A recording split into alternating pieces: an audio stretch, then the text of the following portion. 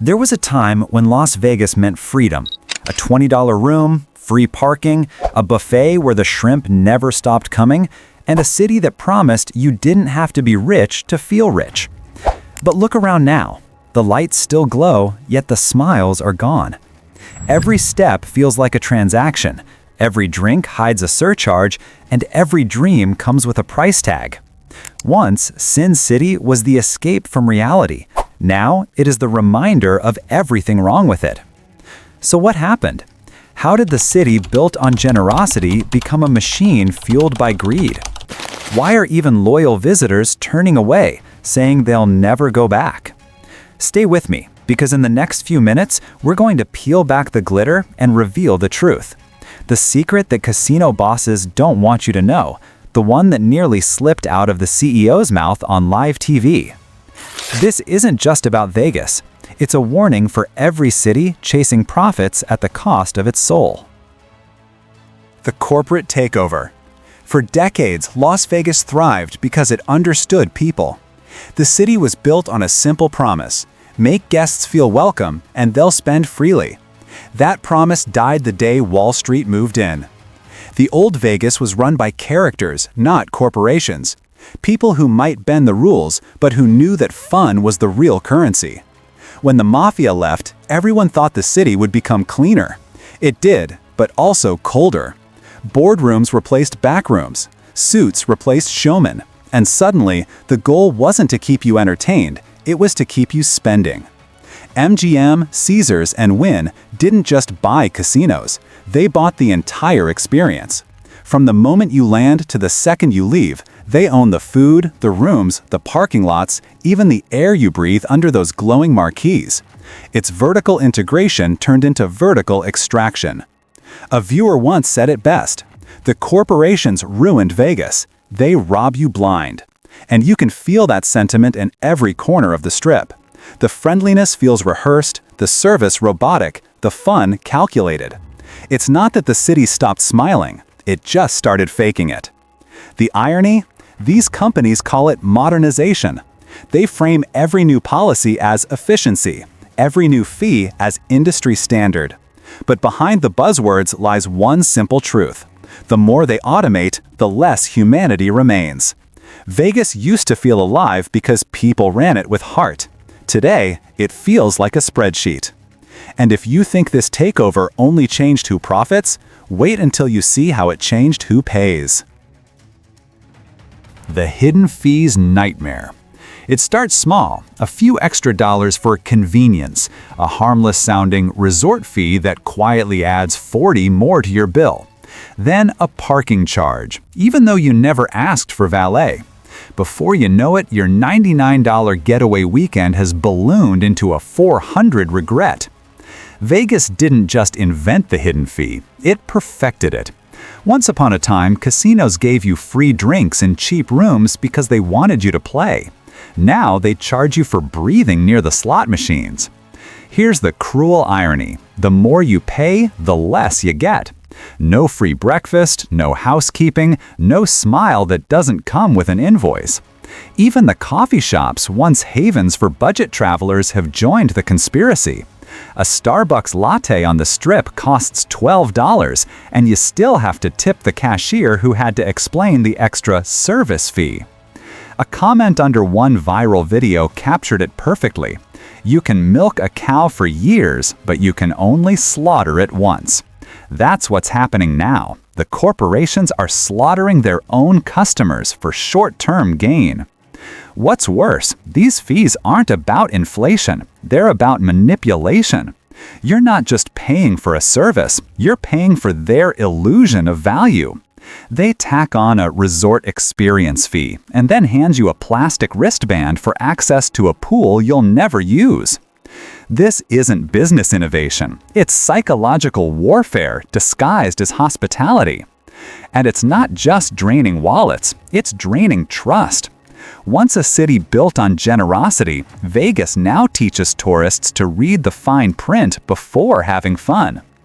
But if you think paying for your own water bottle is absurd, wait until you realize they've started charging you for something far worse: the illusion of winning. The fall of the middle-class tourist. Once upon a time, Las Vegas was the great equalizer, the only city where a truck driver from Kansas could sit at the same blackjack table as a millionaire from New York, and for one night they were equals under the neon glow. That dream is gone. Today's Vegas no longer courts the middle class, it's pricing them out. Hotel rooms that once cost $39 now start at $189 before fees. Buffets that symbolized abundance have been replaced with gourmet dining experiences, code for smaller portions and triple the cost. The low rollers, the families, the retirees, the everyday dreamers are disappearing from the Strip. One former visitor summed it up bluntly. Long-term, Las Vegas is killing itself. The low rollers are what make high rollers worthwhile. And he's right. Because without the middle class filling the casinos, the city's lifeblood dries up. But the corporate logic doesn't care about community. It only cares about conversion rates. It's the algorithm, not the atmosphere, that now decides who gets served first. The free drinks are gone. The comps are gone. Even the laughter feels replaced by background noise. Locals see it too. Many casino workers admit tips have plummeted, morale is low, and loyalty is dead. When a city built on hospitality starts treating its guests like intruders, the magic doesn't fade, it vanishes. And yet, while the middle class leaves in silence, the suits keep pretending the numbers still look fine. They don't see the empty tables, the quiet lobbies, the fewer flight arrivals. Vegas isn't just losing money, it's losing the people who made it matter. But if you think this exodus is just about who can afford to visit, wait until you see what happens when the city starts losing its identity. Nostalgia and betrayal. Ask anyone who knew the old Vegas, and their eyes will light up with a mix of wonder and sorrow. They'll tell you about a time when a $20 bill could buy you a full night of laughter, steak, and Sinatra. A time when the dealers remembered your name, the drinks flowed without question, and the entire city seemed to whisper, "Have fun on us." That Vegas is gone, the one that believed generosity was good business. Now the new Vegas speaks a different language, one of corporate policies, QR menus, and pre-authorized credit holds. Every smile feels scripted, every gesture comes with terms and conditions.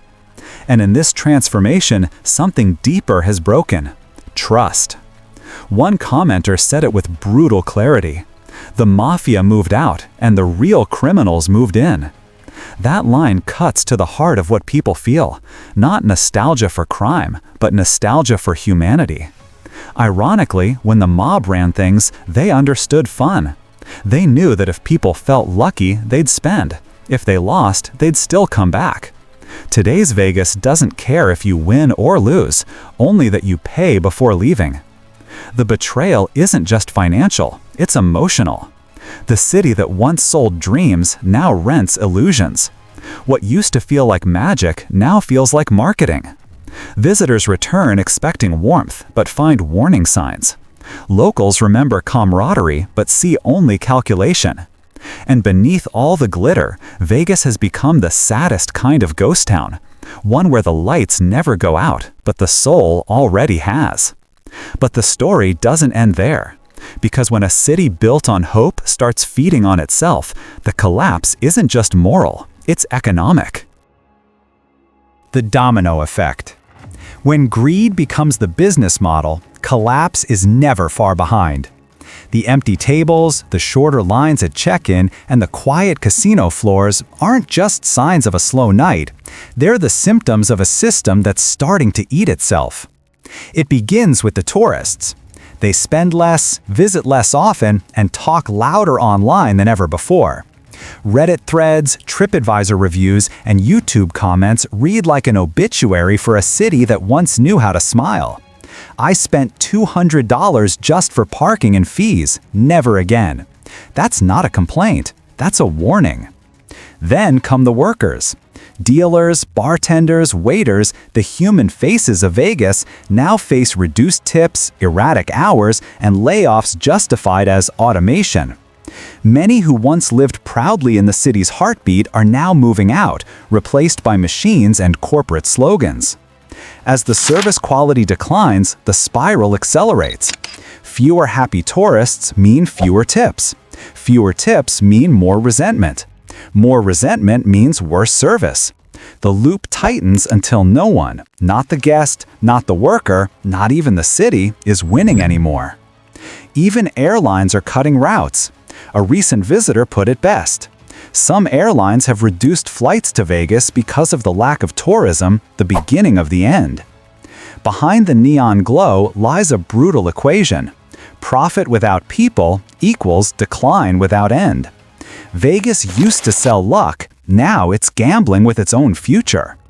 And while the corporations count quarterly earnings, they're missing the real jackpots slipping through their fingers: trust, loyalty, and love for the city itself.